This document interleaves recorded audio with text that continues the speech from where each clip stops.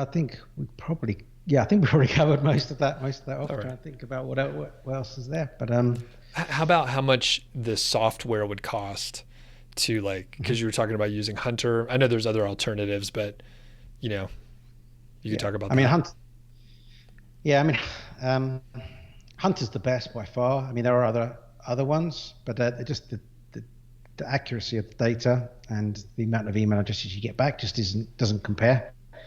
So at the moment, I know there's definitely more tools coming out, which seems quite regularly now, which may I haven't tested any for a while, but Hunter has been the best for a while now. But yeah, we use Ahrefs to do a lot of the keyword research initially, to the topic research.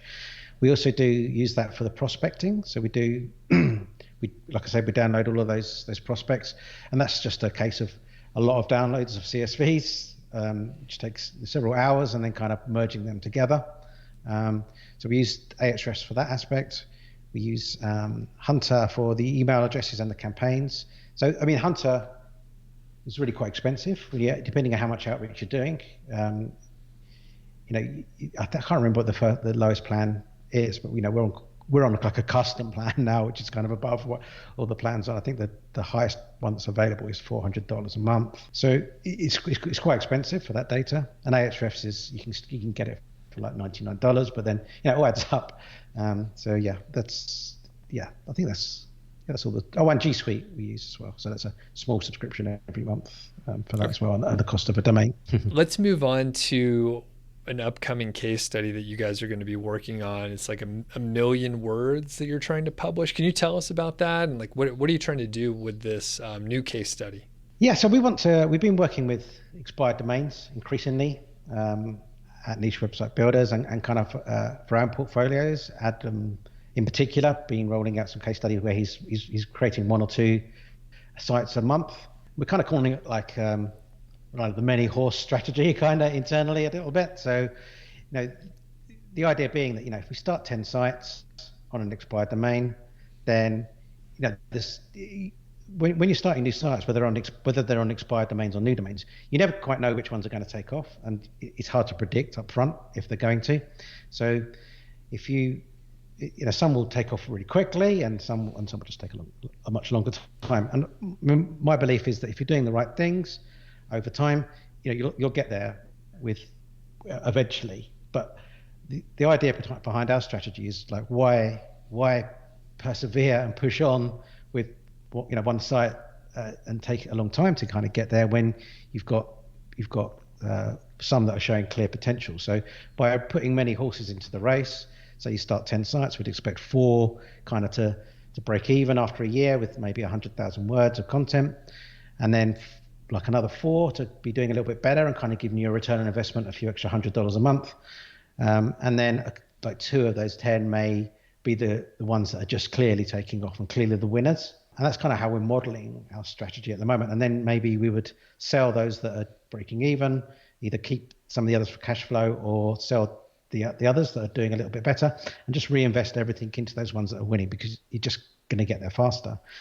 So this is how we've been working our strategy in terms of expired domains. But because we've been doing it a while, and we've got clients that have been doing this for longer than we have, and they've got like some history as well, and that they've shared with us, and we've seen their results over time as well. And so we're pretty confident that our worst case scenario is breaking even in this, and so therefore it gives you a lot of confidence then to go for it, because we know that pretty much we can break even, and that's the worst thing that can happen. The best thing that can happen is that the site really takes off and flies. So we've got many horse. So we're building up many expired domains and doing this many horse kind of strategy. But in particular, we've bought a very powerful expired domain recently, and we just thought it'd be an interesting case study to kind of get 1 million words on that domain as quickly as possible.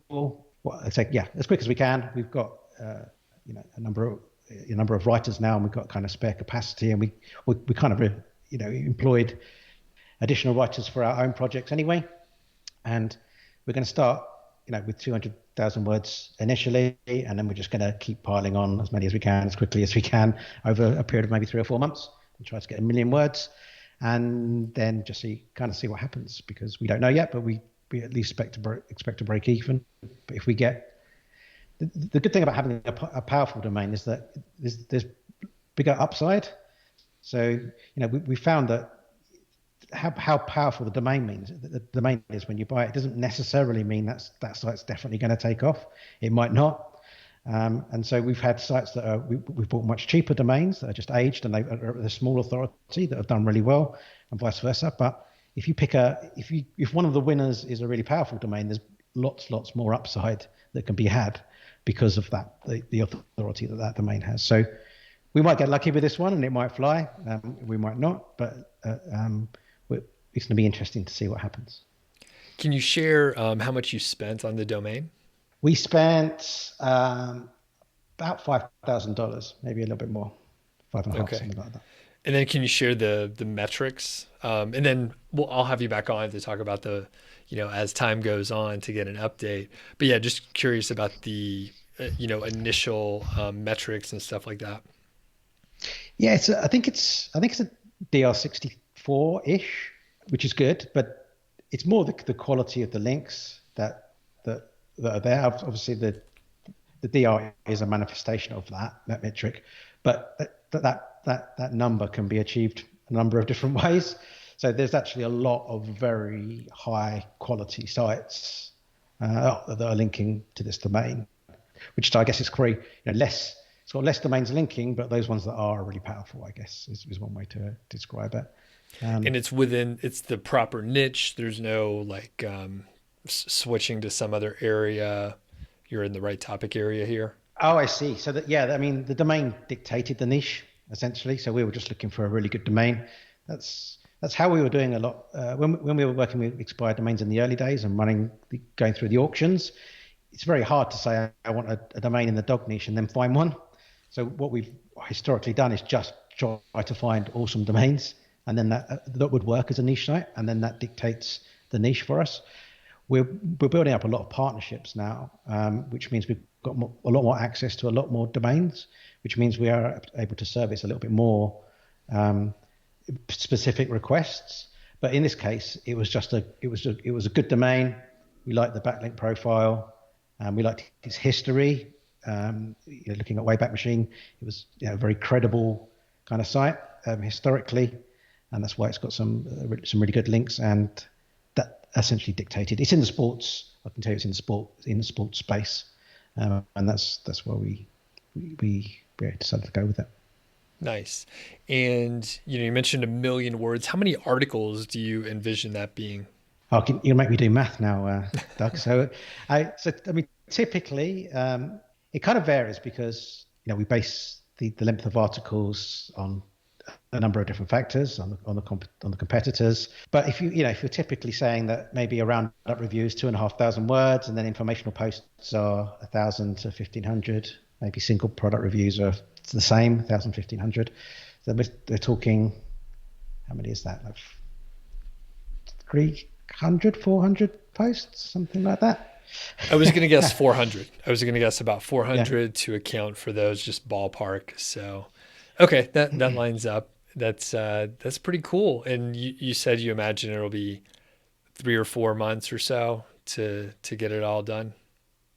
Get it all done, and then it'll take several months more to see the fruition of our labour in that respect. It won't all we don't expect it to rank overnight. It just doesn't with the expired domains anyway. But the sooner we get it on there, the sooner it will. I guess the other point is that we're looking to do 50% informational content, 50% affiliate content as well. Just because, with the modern advertising networks and platforms like Ezoic and Mediavine and AdThrive, the payout for those are really good now compared to like the AdSense days, and easier to rank for as well. You can much more easily rank an informational article than you can many kind of review-based articles. So, what I found with my portfolio and working with clients is that quite often ad revenue matches affiliate revenue in terms of what it brings in. So, yeah, we're probably going to go 50-50 in terms of informational and affiliate content as well.